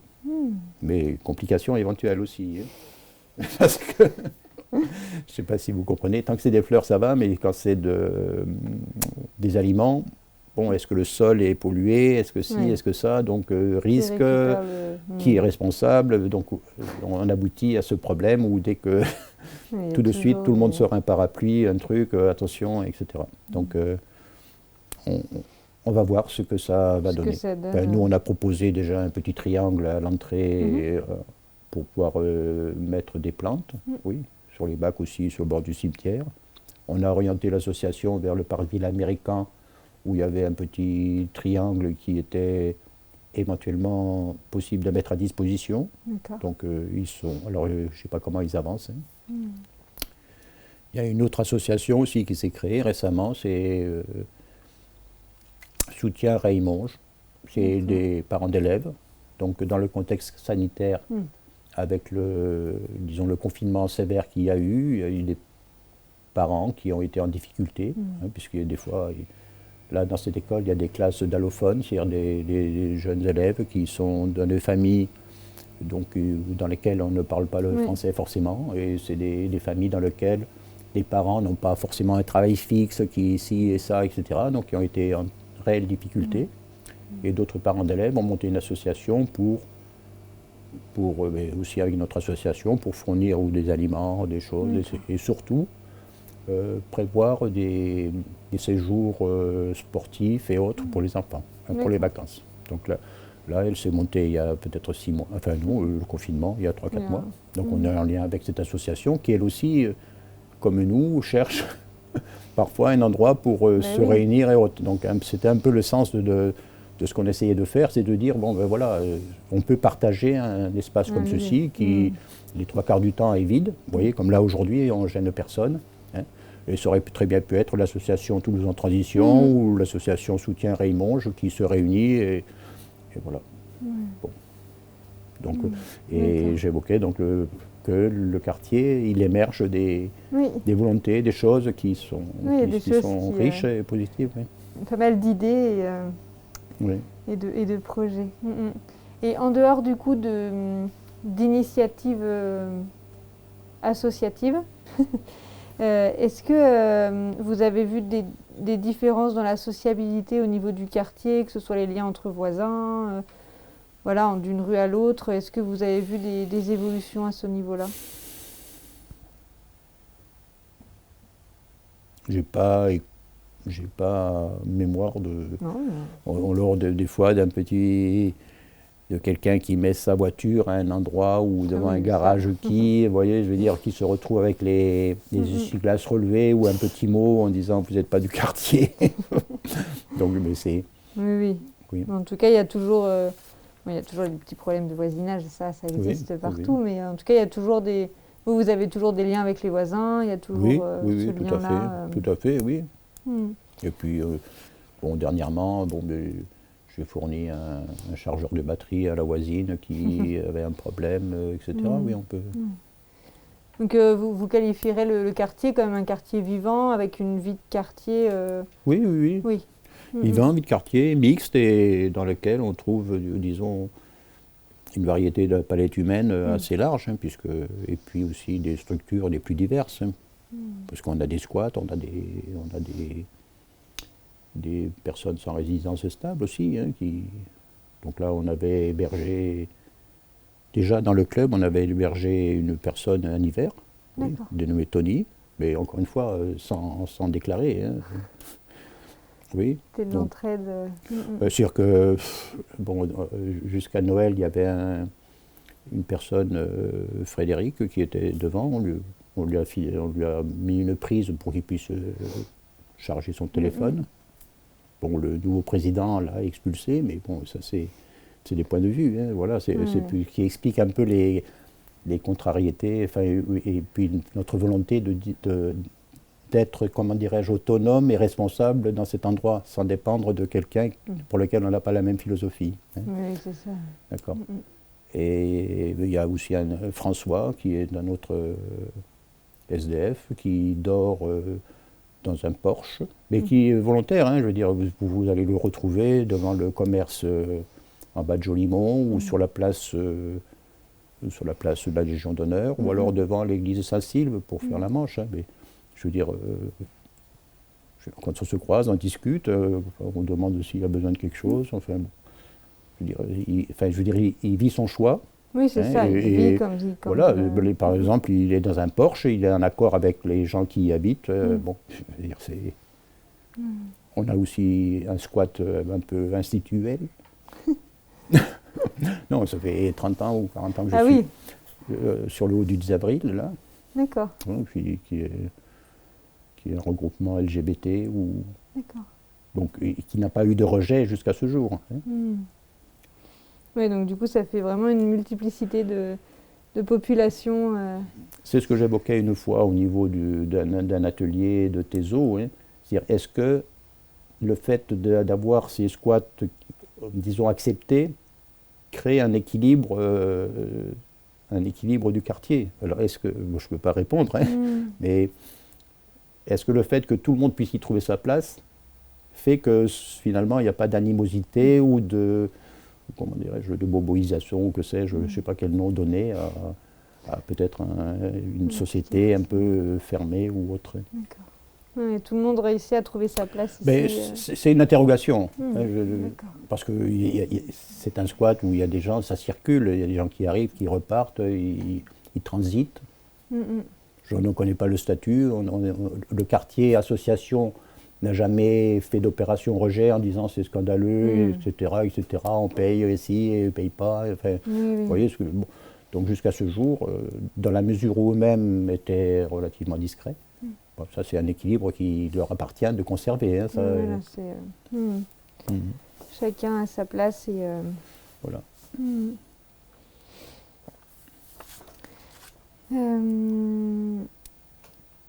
Du coup, plusieurs petites questions là, un peu pour essayer de dresser un peu une identité du quartier, on va dire un peu plus résumée. Comment est-ce que vous décririez votre quartier? Si vous aviez à le définir en quelques mots, qu'est-ce que vous diriez? Je dirais que c'est un village. D'accord. C'est un village avec son centre, disons, comme à une certaine époque, ce centre cultuel, on va dire. Ah oui. Hein, voilà. C'est-à-dire que, parce qu'à une époque, on est passé comme à Toulouse. Hein, avant, c'était Saint-Étienne qui était le cœur de la ville, hein, donc c'était la religion, et puis après c'est le Capitole qui est devenu la mairie, et donc nous on a un village avec son centre culturel, l'église, avec ses cloches, et puis son habitat autour, des pluies d'hiver, hein, comme on le disait. Et puis avec la proximité de la ville qui maintenant fait que bon, vous êtes au train tout de suite, vous avez la médiathèque, vous avez les marchés, le marché Cristal, le marché Victor Hugo, à proximité, hein, les Ramblas. Oui, c'est vrai. Ils sont arrivés. Non, donc c'est un village près de la ville et comme je dis, cerné un peu par les boulevards, boulevard des Crêtes. Finalement, il y a très peu d'accès. Pour le traverser, c'est un peu compliqué. Hein, si vous voulez, la rue du Bornier, c'est une petite rue étroite qui permet de passer. Enfin, je ne sais pas si vous avez l'occasion de... etc. Donc, rue Compense, Caillibens. Entre le boulevard des Crêtes et le canal, il y a 3 petites routes marginales, Caillibens, rue du Bornier et Compense. Donc là, enfin bon. Oui, ça fait vraiment... Oui. Ouais. Et du coup, cet aspect village, vous l'avez toujours ressenti depuis que vous habitez dans le quartier? Oui. D'accord. Oui, on n'est pas, comment dirais-je, dans une modification urbaine prégnante, c'est-à-dire que tout se fait aux portes. Oui, c'est ça. Oui, autour. mais voilà, tout à fait. Et on ne peut pas dire qu'il y ait une grosse modification qui perturbe, vraiment. Vous voyez, un immeuble avec tout d'un coup 300 personnes, 200 voitures et les autres, non. Alors si ça se fait vraiment aux limites... Oui, c'est marginal.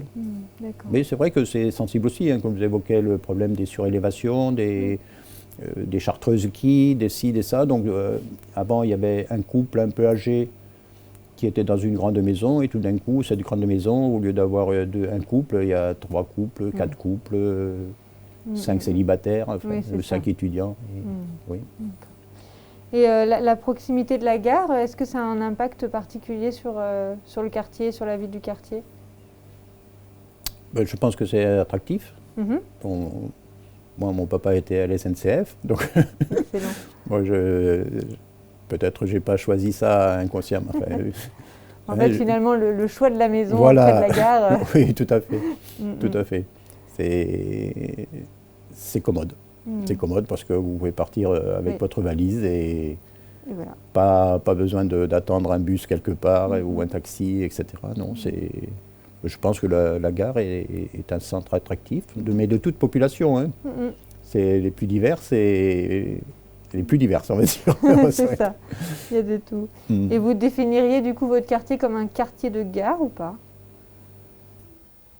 Historiquement, ça a été un quartier de gare en partie, parce que finalement, il était marqué par l'école vétérinaire, hein, puisqu'il y avait, du fait de la proximité de l'école vétérinaire, il y avait beaucoup de commerces de canards, de scies, d'animaux et autres, et puis d'étudiants de l'école vétérinaire. Hein. du personnel de la gare. Mais pas plus peut-être que l'école vétérinaire ou que la proximité de la ville. D'accord. C'était un élément parmi d'autres. Oui, je pense. Enfin, en tout cas, vous l'avez ressenti Non, comme oui, ça. tout à fait, oui. Et du coup, là, on a commencé à les voir, mais comment est-ce que vous délimitez, vous, votre quartier? Quelles sont ces limites? Déjà, on n'a pas, comment dire, on ne refuse personne. Hein. Même les gens de la Colombette, on peut les prendre. Hein. Avec un casting d'abord. Avec un casting d'abord. Et si on vous demandait, du coup, sur un plan, d'encadrer, entre guillemets, le quartier, vous mettriez les limites où? Je mettrais les limites à Pune de la Gloire, Oui. puisqu'après c'est une autre association et qui en est un lien, association Guéméry. Et puis ensuite, Pompidou, Marengo, j'ai un des abonnés qui sont sur l'îlot Marengo. Oui. Hein, le fils de l'ancienne présidente est de l'autre côté, du côté de Champs-Élysées. Oui. D'accord. Bon. Donc toute personne étant dans un cercle autour de l'église, on va dire, est considérée comme du quartier. Propice à notre association. C'est ça. Puisqu'elle en a les mêmes préoccupations, sachant que nous, ce qu'on veut, c'est que tout le monde vive heureux. Et bien. Et bien, oui. Et du coup, ceux qui sont de l'autre côté de l'avenue Pompidou, donc par exemple Oui. les Champs-Élysées, etc., du coup, font partie du quartier. Est-ce que ça fait quand même deux côtés ou est-ce qu'il y a toujours une espèce d'unité On peut dire qu'il y a une coupure quand même. Hein. Oui, c'est une coupure routière qui est assez importante. Oui, c'est une grande avenue. Oui. Oui. C'est vrai que spontanément, on descend vers la ville et on ne traverse pas cette avenue. Oui, cette grande. Sauf si on veut aller au petit café qui peut exister, l'itinéraire bis par exemple. D'accord. Quels sont les atouts de votre quartier pour vous?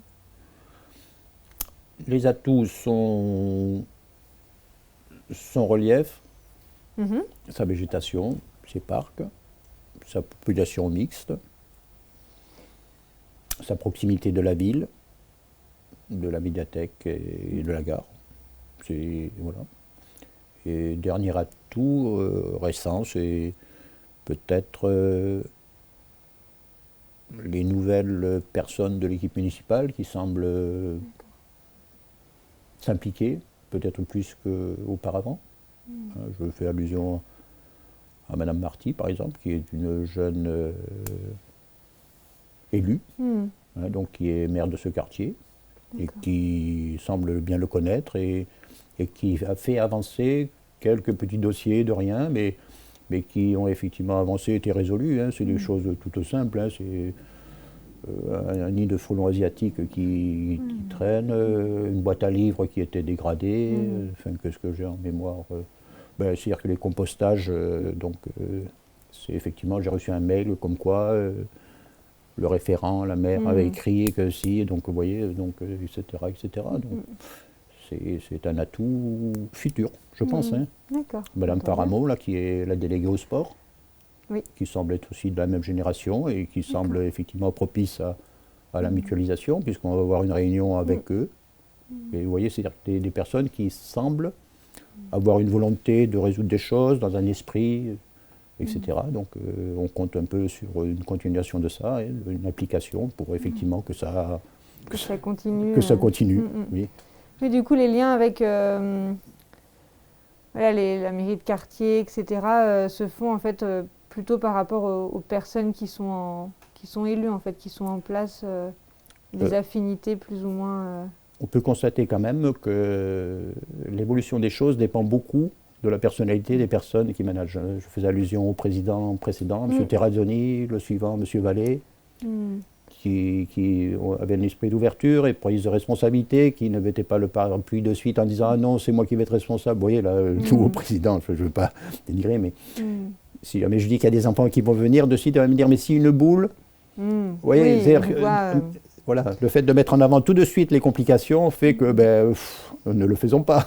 Oui, et ne pas faire ici, ne pas faire autant de ne rien faire et que tout le monde reste chez soi. Il y a la télé, Internet, voilà. Et puis les copains, éventuellement. Plus rien, du coup. Voilà, et plus rien. Il n'y a même plus les restaurants, même plus les bars, même oui, mais là, Là, oui, du coup, Oui. c'est... oui, oui. Mais du coup, ces liens avec la mairie de quartier, même depuis que vous êtes là, il y a toujours eu des liens plus ou moins faciles. Enfin, comment est-ce que vous arriveriez à les C'est-à-dire définir? que la démocratie locale est quand même structurée et cadrée. Oui, ah bah oui, oui, oui. Oui, pas forcément par choix, hein, enfin, je veux dire par Oui, c'est comme ça. des règles, des réglementations nationales ou autres. Et donc il y a une structure avec des bureaux, commissions de quartier. Oui, c'est ça. Donc il y a des réunions qui sont régulières. Maintenant, doivent évoluer la façon dont c'est managé. C'est ça le problème. C'est-à-dire, est-ce que c'est directif? Est-ce qu'on présente les choses et ensuite, ou est-ce que le bureau décide de l'ordre du jour un peu à l'avance, a des documents et construit, etc. Non, c'est pas facile. D'accord. Hier, par exemple, il y avait une réunion vidéo sur le Faubourg Bonnefoy, donc avec Team ou oui, voilà, avec, donc sûr, oui. il y avait une réunion organisée.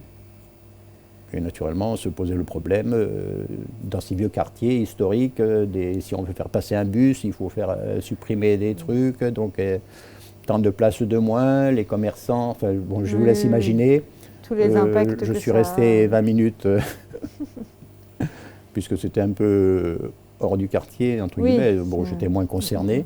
Mais c'était toujours le résident, la voiture, le stationnement, où est-ce qu'on se met, je tourne en rond, qu'est-ce qu'on va faire, les commerçants, ici, enfin bon. Oui, c'est toujours un peu les mêmes sujets. Voilà, tout à fait. Mais de la vie quotidienne. Du coup, il y a des liens avec d'autres associations de quartier ou avec les quartiers alentours? Tout à fait. Oui.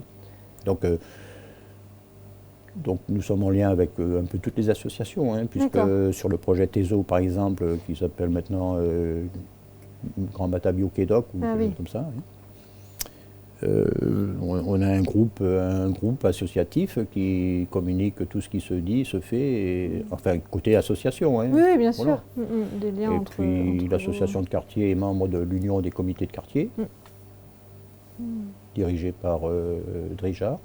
Quelqu'un qui est très, comment dirais-je, très impliqué, et qui suit tous les dossiers urbains, plan local d'urbanisme, plan de déplacement urbain, etc., puisqu'on est une société très, très codifiée. Oui.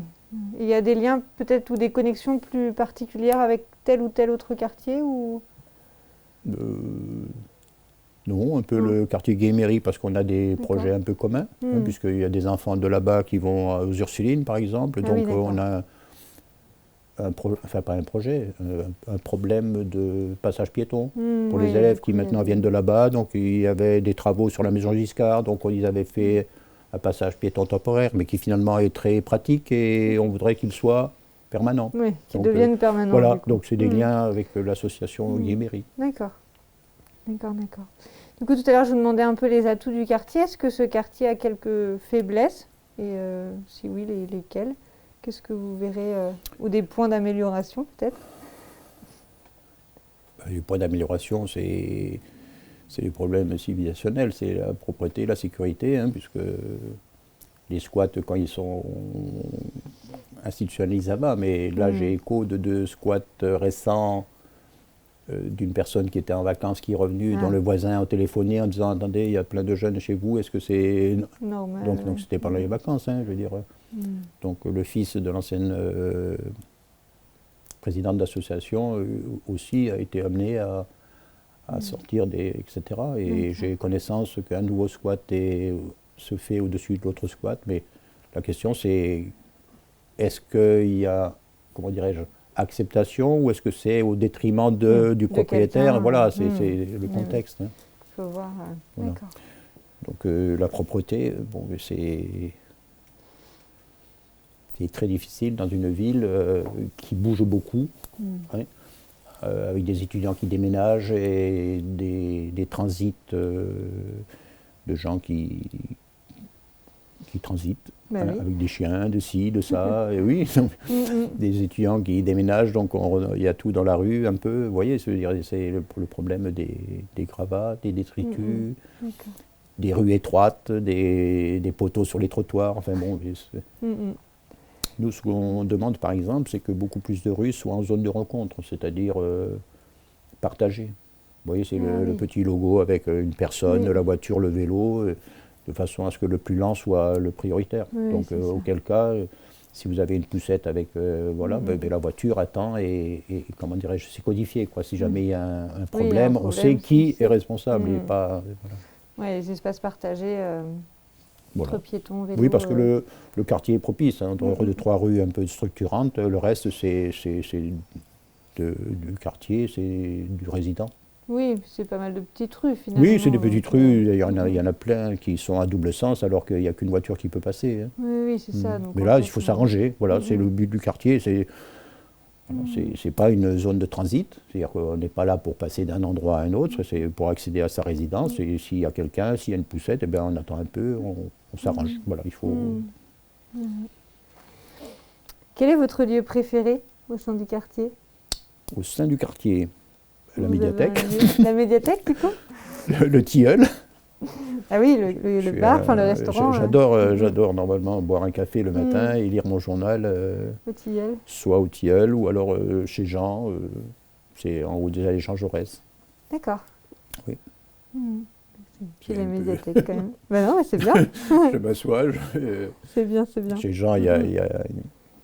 il y a la Dépêche, Mhm. il y a Bidol, il y a deux, trois revues. D'accord. C'est C'est un café aussi? c'est un café, oui, Qui s'appelle Chez chez Jean? Jean. D'accord. Non, ben, j'ai pas vu. Chez Jean. Mais Mhm. quand vous reviendrez, hein, dans le contexte nouveau, Oui, c'est je ça. C'est que vous là, en ce inviterai. moment, je peux pas trop Vous êtes pas les café, c'est tester. dommage. Ouais. Mhm. Et que trouvez-vous de beau au sein du quartier? De beau. Le quartier, je dirais. Non, la colonne, l'observatoire, le jardin de l'observatoire, c'est un beau jardin. Mhm. Ville américain, c'est un très beau jardin, très intimiste, hein, tranquille. Non, l'église, c'est une belle église avec briques et galets. Oui. Non, il y a des... ouais, non, c'est ce que je préfère, c'est l'intérieur, hein, vous voyez, c'est le côté là. J'aime bien être ici, jardiner, Ah oui, vous du voyez, coup. donc mais c'est plus récent. Vous voyez, ça fait 3 ans, 4 ans Oui. où... Oui. Mhm. Mhm. Est-ce que vous arriveriez à qualifier un peu l'ambiance qu'il y a dans ce quartier? Tranquille, Tranquille? oui. Mhm. Bon, bien qu'il y ait, comme toutes les villes, il y a écho aussi d'un petit cambriolage ou d'une rentrée festive un peu destructrice, on va dire. Vous voyez, c'est-à-dire un rétroviseur qui a été Ah oui. plié, une antenne qui a été enlevée. Ça, c'est... Il y a des fois des rentrées de villes qui sont tumultueuses, mais En majorité, c'est oui, tranquillité plutôt. sur la partie haute. Après, vous avez la partie un peu basse, côté gare, qui est plus tumultueuse. Il y a plus de passages, il y a plus Plus de de... passages, plus de regroupements ces derniers temps, et des choses un peu moins rassurantes pour beaucoup. D'accord. Beaucoup, oui. Mais où il y a des rassemblements. Où des fois, il y a 20 personnes, 25, ça deal un peu, D'accord. ça trafique, je suppose. Enfin, c'est de notoriété un peu. Oui, Je c'est ce pense qu'on pas, dit. je pense pas dénoncer qui que ce soit. Non, non, du coup. Non. Hmm. Et vous, du coup, qu'est-ce que vous aimez particulièrement dans ce quartier? Ce que j'aime, pardon. Oui. Parce que bon, j'ai compris que vous étiez un petit peu arrivé par hasard, Ben mais oui, vous oui. êtes resté finalement, donc Ah, mais je vais pas déménager, hein. Donc je n'y suis plus. ouais, vous y êtes plus. Oui, tout à fait, dans la mesure où j'ai une petite maison tranquille, calme, oui. Et j'ai toutes les proximités de la ville et de la campagne, quelque part, avec le jardin. Oui, du coup. Non, je pense je suis heureux ici. Parfait. J'ai mes enfants qui sont pas loin Oui, du coup. et ils n'ont pas de soucis, ni de santé, ni de travail pour l'instant, hein. Donc, du coup, pourvu que ça dure. c'est ça. Oui, non, c'est vrai. Très bien. Vous voulez ajouter quelque chose de plus sur le quartier ou un sujet qu'on n'aurait pas évoqué, que j'aurais oublié? Non, je réfléchis un peu, non. J'espère que les tumultes actuels internes Oui. à ce boulodrome se résolvent au bénéfice de tout le monde. Oui. Bon, c'est-à-dire que ce qui est, comment dirais-je, engagé n'est pas à titre individuel, entre guillemets. Ça, c'est pas une volonté de prendre le pouvoir ou d'un conflit personnel. Bon, là, pour l'instant, c'est moi qui suis un peu le, comment dirais-je, vous le représentez noir du de la période. Vous Mais ça, c'est transitoire. Vous Hein, je veux dire, oui. le tout, c'est de construire quelque chose qui soit plus stable et plus formel, et de façon à ce que les choses se fassent plus en responsabilité et sans être bridées par d'autres, comment dirais-je, d'autres approches des choses. Ouais. D'ailleurs, pourquoi est-ce que vous avez fait le choix de vous investir comme ça dans l'association? Président, vice-président Oh, ça s'est fait tout naturellement quand la présidente a souhaité, disons, décrocher. Donc c'était le choix où ça disparaît, où ça continue. Donc je trouvais que c'était positif qu'il y ait effectivement un regroupement de personnes pour défendre ou exprimer la voix de tout ce qui m'entourait quelque part. Hein. De ce quartier-là. Oui. Oui, tout à fait. D'accord. Puis les écoles, enfin je veux dire, comme je dis, c'est un village dans lequel si vous êtes un peu solidaire de votre entourage, on ne peut que s'impliquer parce que tout le monde est concerné par une fermeture de classe, savoir que font les enfants à la sortie. Vous voyez, on est en lien avec 1, 2, 3 Soleil qui est le CLAE local, et éventuellement ils ont un projet de permaculture. Encore une fois, si on veut le faire, il faut une acceptation, donc c'est un peu le sens de ce souhait d'autonomie responsable que l'on souhaite et ne pas être bridé en disant non, ils ne peuvent pas le faire parce que si et ça, non. Enfin, bon, voilà. De pouvoir mettre en place les projets un peu plus. Voilà, tout à fait. D'accord. Merci beaucoup. Ah, mais je vous en prie. Donc,